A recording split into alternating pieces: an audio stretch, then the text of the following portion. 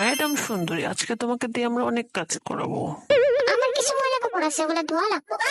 আমি তো কাপড় চোপড় ধুতেই পারি না, আমি তো গোসল করি না। আজকে আমরা তোমাদের জন্য লাখ টাকার গিফট রেডি করেছি, দেখো। আরে বাহ, হাতে রান ফ্রাই করে দিয়েছে। করে নিয়ে একটা করে সবাই খাবে।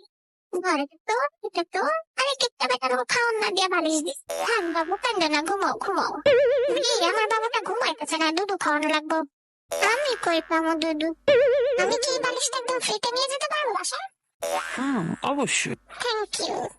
এখন তুমি যদি চাও 500 কোটি টাকা দিয়ে নিতে পারো। থাক, ঠিক আছে। চেয়ার কই গেল?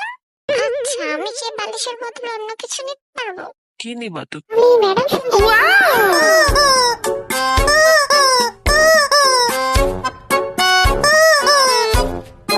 আমি তো তোমাকে দিয়ে ঘর মোছা। আমার ভাইয়াটা তোরা বালিশ নিব না।